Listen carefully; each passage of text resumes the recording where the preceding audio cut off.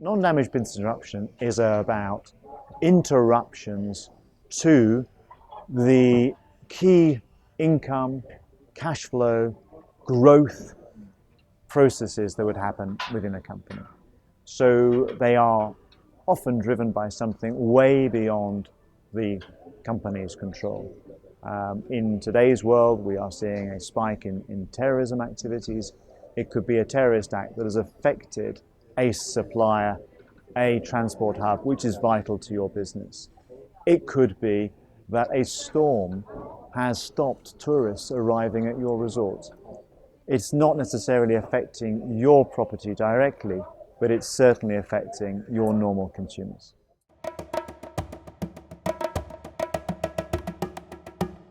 Well, that capability is established in the industry. It's a forensic accounting ability.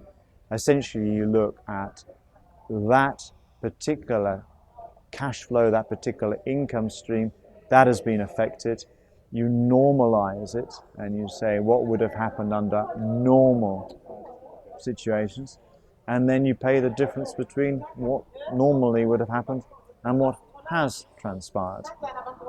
Clearly, there are indemnity-based approaches to this where you look at the actual value of the loss incurred, and then there's more parametric-based covers whereby you say if X, Y, or Z happens, or a combination thereof, we pay a set pre-agreed sum.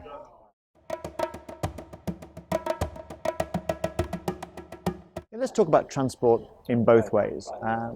Clearly, if the world was a body, then transport systems are your blood system, essentially. So the economic functioning, the social functioning increasingly of our world depends upon movement of people, movement of ideas. So if you start blocking things up, you have very big impacts on companies, on local economies. And that, of course, is where the business interruption comes from. So if I'm looking at a transport vector, be it a plane, be it a ship, and something is affecting me and not enabling me to fulfill my function, then clearly you can have a loss even though there's no damage to the aircraft. Let me give you an example. An aircraft usually plows a route between London and JFK. Well, JFK is closed for a snowstorm. That route is not operable. That plane, therefore, does not add the value that it usually adds. But then you could take it a step further and say, well, that plane is not landing at JFK. The passengers on that plane would usually go to hotels on Manhattan. Well, those hotels are now suffering because they've got a consequential loss from the blockage in this flow that usually brings them a lot of value.